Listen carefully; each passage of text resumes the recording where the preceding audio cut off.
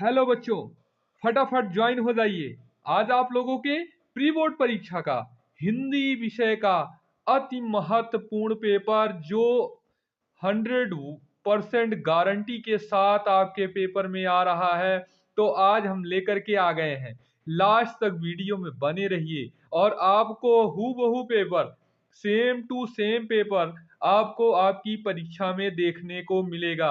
जैसे कि कल हमने आप लोगों को पढ़ाया था कि कुछ किताबों के नाम, उनके लेखक के नाम, तो वैसा पेपर आप लोगों को देखने को मिला है।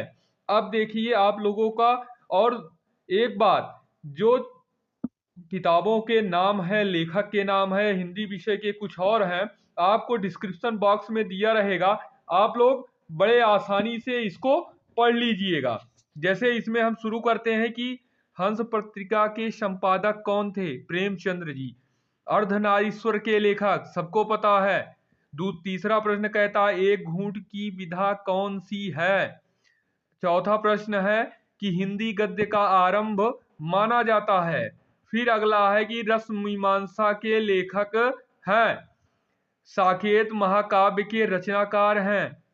अगला प्रश्न है सातवां, रीतिकाल की रचना किसने की है? रामचंद्रिका जी ने। अगला प्रश्न है कि प्रगतिवादी युग की दो प्रवृत्तियां कौन सी है? इसको बताना है। आपको इसमें टिक मारना है। आपको बहुत अच्छे से सब कुछ पढ़ाया गया है। यामा के रचयिता का नाम लिखना है। यामा के रचयिता महादेवी वर्मा जी। अगला प्रश्न है 11 की यहीं कहीं पर बिखर गए हैं भग्न विजय मालाशी। उपयुक्त पंक्ति में कौन सा अलंकार है? आपको बताना है। उपमा अलंकार होता है। रोला छंद में मात्राओं की संख्या आपको बतानी है कि कितनी होती हैं? 16। अगला प्रश्न आप लोगों को कहता है कि करुण रस का अस्थाई भाव शोक होता है। वर्षा होती है तो अन्न उपजता है। वाक्य अर्थ के आधार पर वाक्य का भेद बताना है। तो यह इच्छावाचक है। अध्यापक द्वारा कक्षा का जायजा लिया गया। यह भाववाचक है, भाववाच्य है। बीमारी के कारण उससे उठा नहीं जा सकता। यह भाववाच्य है। अनुग्रह में कौन सा उपसर्ग है? उपसर्ग और प्रत्यय आप लोगों को बताया गया है कि उपसर्ग शब्द के आगे लगता है और अर्थ बदल देता है, और प्रत्यय अर्थ शब्द के बाद में लगता है और अर्थ बदल देता है। त्रिवेणी में कौन सा समास है? द्विगु समास है। जो लोग अभी हमारी पिछले वीडियो को समास वाली नहीं देखे हैं तो डिस्क्रिप्शन बॉक्स में आप लोगों को समास का वीडियो मिल जाएगा। आप लोग वहां अच्छे से पढ़ लीजिएगा। तद शब्द का चतुर्थी विभक्ति एक वचन का रूप क्या होता है? लिखना है। फलात शब्द की विभक्ति एवं वचन बताना है। ये पंचमी विभक्ति एक वचन है, आप लोगों को लिखना होगा। अगला प्रश्न दिया गया है कि निम्नलिखित गद्यांशों में से एक के नीचे दिए गए प्रश्नों के उत्तर दीजिए।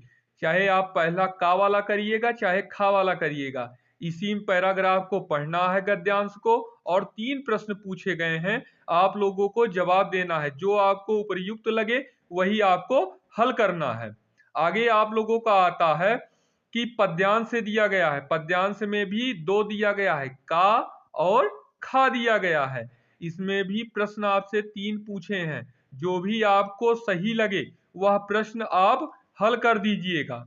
आगे आपसे पूछता है कि दिए गए लेखकों में से किसी एक का जीवन परिचय लिखते हुए उनकी प्रमुख रचनाएं लिखिए।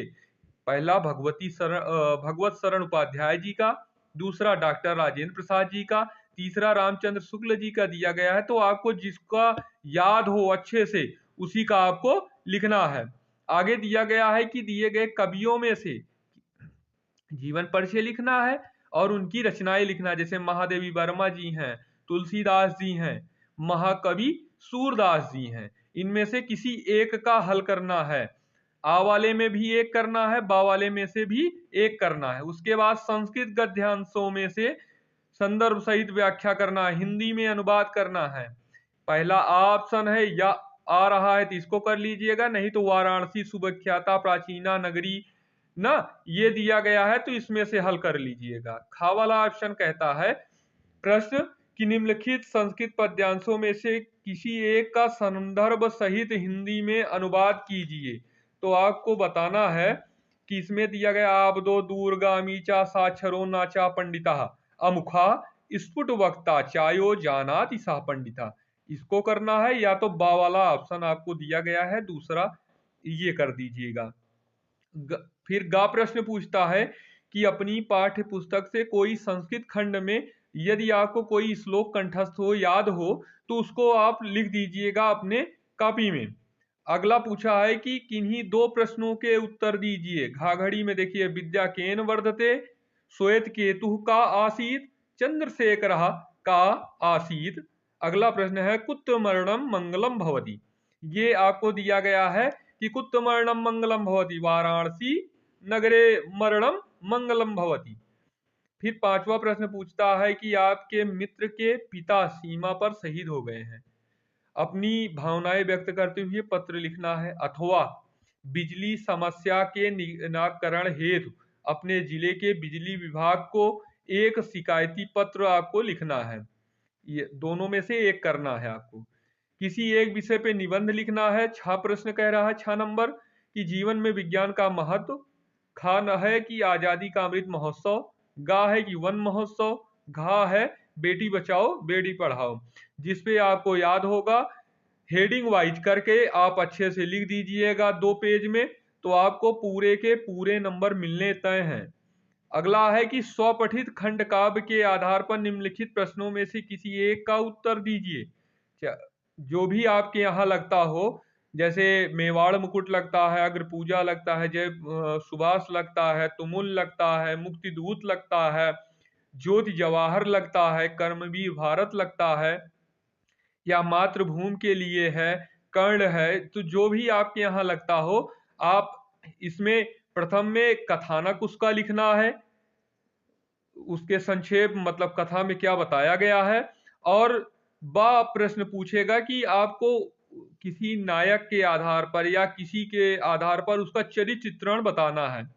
यदि वीडियो हमारा अच्छा लगा है और अभी तक हमारे चैनल को सब्सक्राइब नहीं किए हैं, तो चैनल को सब्सक्राइब कर लें और बेल आइकन दबा लें, जिससे इस तरह के परीक्षाओं के जो भी प्रश्न पत्र हैं सबसे पहले आपको मिले और आपको ऐसा लगे कि यह पेपर हमने पहले ही पढ़ चुका है।